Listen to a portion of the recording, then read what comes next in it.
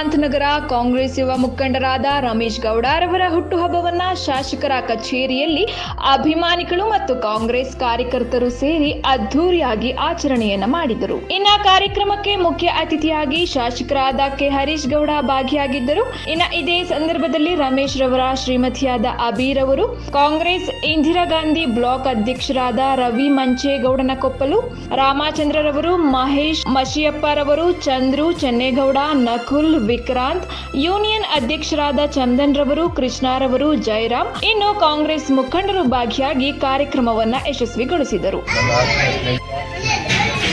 ನಮ್ಮ ಕಾಂಗ್ರೆಸ್ ಪಕ್ಷದ ಮುಖಂಡ ಈ ಭಾಗದಲ್ಲಿ ತುಂಬಾ ಜನಪ್ರಿಯತೆ ಹೊಂದಿರುವಂಥ ನಮ್ಮ ಕಾಂಗ್ರೆಸ್ ಪಕ್ಷದ ನಾಯಕರಾದಂಥ ರಮೇಶ್ ಅವರ ಹುಟ್ಟುಹಬ್ಬ 38ನೇ ವರ್ಷದ್ದು. ನಾನು ಹುಟ್ಟುಹಬ್ಬಕ್ಕೆ ವಿಶ್ ಮಾಡೋಕ್ಕೆ ಬಂದೆ. ಇಲ್ಲಿ ತುಂಬ ಖುಷಿಯಾಯಿತು. ಎಲ್ಲ ಸ್ನೇಹಿತರು ಮತ್ತು ವಿದೇಶಿಗಳು, ಅವರ ಬಂಧು ಬಳಗ ಮತ್ತು ನಮ್ಮ ಕಾಂಗ್ರೆಸ್ ಪಕ್ಷದ ಮುಖಂಡರು, ನಮ್ಮ ಬ್ಲಾಕ್ ಅಧ್ಯಕ್ಷರಾದಂಥ ರವಿ ಅವರು, ಎಲ್ಲ ನಮ್ಮ ಸ್ನೇಹಿತರು ಎಲ್ಲರನ್ನೂ ಸೇರಿ ಇವತ್ತು ಹುಟ್ಟುಹಬ್ಬವನ್ನು ವಿಜೃಂಭಣೆಯಿಂದ ಆಚರಣೆ ಮಾಡಿದರೆ ನನಗೂ ಖುಷಿಯಾಯಿತು. ಈ ಹುಟ್ಟುಹಬ್ಬದಲ್ಲಿ ಪಾಲ್ಗೊಳ್ಬೇಕಂತ ನಾನು ಅಂದ್ಕೊಂಡು ಹುಟ್ಟುಹಬ್ಬದಲ್ಲಿ ಪಾಲ್ಗೊಂಡು ಅವ್ರ ದಂಪತಿಗಳಿಗಿಬ್ಬರಿಗೂ ವಿಶ್ ಮಾಡಿ ಅವ್ರ ಮಗ ಅವನಿದ್ದ ಅವರು 3 ವರ್ಷ ಸುಖವಾಗಿ ಬಾಳುವಂಥ ಅವಕಾಶವನ್ನು ಭಗವಂತ ಅವರಿಗೆ ಕರುಣಿಸಲಿ ಅಂತ ಅಂದ್ಬಿಟ್ಟು ದೇವರ ಹತ್ರ ಪ್ರಾರ್ಥನೆ. ಅದಕ್ಕೆ ನಮ್ಮ ನಮಗೆ ಶುಭಾಶಯ ನೀವು ಕೇಳಿದ ಪ್ರಶ್ನೆ ಯಾವುದು ಮುಂದೆ ಎಲ್ಲರೂ ಮಾತಾಡ್ಬಿಟ್ಟು ಏನಾಗುತ್ತೆ ಹೇಳ್ತೀವಿ ಕಾಕ್ಬೋದು ತುಂಬ ಅವರೆಲ್ಲರೂ ಭರವಸೆ ಇದೆ. ಎಲ್ಲೋ ನೋಡೋಣ. ಡ್ರೈನೇಜ್ ಸಖತ್ತಿದೆ. ಬಸ್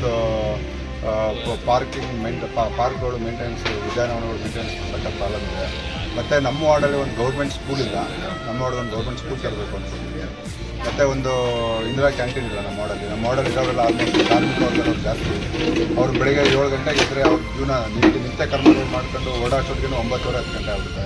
ಅವ್ರಿಗೆ ಹೋಗೋಕ್ಕೆ ಬರೋಕ್ಕೆ ಭಾಳ ಕಷ್ಟ ಆಗುತ್ತೆ. ಅದಕ್ಕೋಸ್ಕರ ಒಂದು ಇಂದಿರಾ ಕ್ಯಾಂಟೀನ್ ತರಬೇಕು ಅನ್ಕೊಂಡಿದ್ದೀನಿ. ನನ್ನ ಮುಂದಿನ ಯೋಜನೆಗಳು ವಾರ್ಡ್ಗೆ ಯಾವ ರೀತಿ ಒಳ್ಳೇದಾಗುತ್ತೆ ನನ್ನ ಕಡೆಯಿಂದ.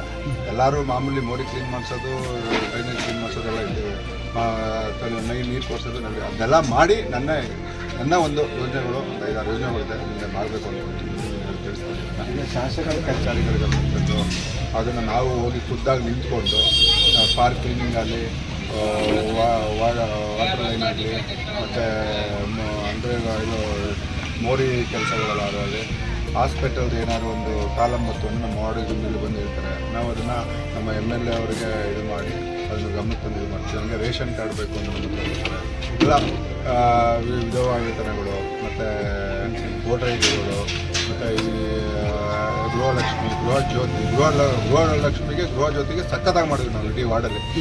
ಇಲ್ಲಿ ಯಾರು ಹಂಚೋರು ಇಲ್ಲ ಗೊತ್ತಿಲ್ಲ. ಫಸ್ಟು ನಾವು ಕಾನ್ಫರೆನ್ಸ್ ಮಾಡ್ಕೊಂಡು ಅವರು ಈಗ ಒಬ್ಬೊಬ್ರಿಗೆ ಏನಾಗಿದೆ ಅಂತಂದ್ರೆ ಮಾಡಲ್ಲಿ ಒಂದು ಸ್ವಲ್ಪ ಈಗ ಅವ್ರದ್ದು ರೇಷನ್ ಕಾರ್ಡ್ ಏನೋ ಪ್ರಾಬ್ಲಮ್ ಆಗಿರುತ್ತೆ, ಅದರಿಂದ ಒಬ್ಬರು ಹೋಗ್ತಾ ಇಲ್ಲ. ಅದು ಬಿಟ್ಟರೆ ಆಲ್ಮೋಸ್ಟ್ ಅದು 70% ಬಂದಿದೆ ನಮ್ಮ ಮಾಡಲ್ಲಿ. ಈಗ ನೆಕ್ಸ್ಟ್ ದಿನಗಳಲ್ಲಿ ಇನ್ನೂ 1.5-2 ತಿಂಗಳಲ್ಲಿ ಇರುವಾಗ ರೇಷನ್ ಕಾರ್ಡೆಲ್ಲ ಕ್ಲಿಯರ್ ಮಾಡ್ತೀನಿ ಅಂದಾವೆ, ಕ್ಲಿಯರ್ ಮಾಡಿಕೊಡ್ತಾರೆ. 1-2 ತಿಂಗಳು ಸರ್ಕಾರದಿಂದಲೇ ರೇಷನ್ ಕಾರ್ಡ್ನ ಹಳಬ್ರ ಯಾರು ಹಾಕಿದ್ದಾರೆ. ಒಂದು 2-3 ವರ್ಷ ಹಿಂದೆ ರೇಷನ್ ಕಾರ್ಡ್ ಆದಮೇಲೆ ನಮ್ಮ ಕಾಂಗ್ರೆಸ್ ಸರ್ಕಾರ, BJP ಸರ್ಕಾರ ಇದ್ದಾಗ ರೇಷನ್ ಕಾರ್ಡ್ಗಳನ್ನೇ ಕೊಡಲಿಲ್ಲ. ಕಾಂಗ್ರೆಸ್ ಸರ್ಕಾರ ಬಂದಾದಮೇಲೆ ಏನೋ ಒಂದು ಒಳ್ಳೇದು ಮಾಡಬೇಕು ಅಂತ ಸಿದ್ದರಾಮಯ್ಯನವರು ಅನ್ನರಾಮಯ್ಯ ಅಂತ ಹೆಸರು ತಗೊಂಡಿದ್ದಾರೆ. 4 ಜನಕ್ಕೆ ಒಳ್ಳೇದು ಮಾಡಬೇಕು ಅಂತ ರೇಷನ್ ಕಾರ್ಡ್ನ ತಿರ್ಗಿ ವಿತರಣೆ ಮಾಡಬೇಕು ಅಂತ 3-4 ಮಂತಲ್ಲಿ ಎಲ್ಲ ಕ್ಲಿಯರ್ ಮಾಡಿಕೊಡ್ತೀನಿ ಅಂತ ಹೇಳ್ತಾರೆ. ತಿರ್ಗಿ ಹೊಸದಾಗಿ ಅಪ್ಲಿಕೇಶನ್ ಹಾಕೋಕ್ಕೆ ಇವತ್ತು ನಾಳೆ 2 ದಿನ ಟೈಮ್ ಇದೆ ಅದನ್ನು ಹೇಳ್ತಾ ಇದ್ದಾರೆ. ಎಮರ್ಜೆನ್ಸಿಗೆ ಬೇಕು ಹಾಸ್ಪಿಟ್ಲಿಗೆ ಮತ್ತು ಇದಕ್ಕೆ ಅಂತಂದಾಗ ನೀಟಾಗಿ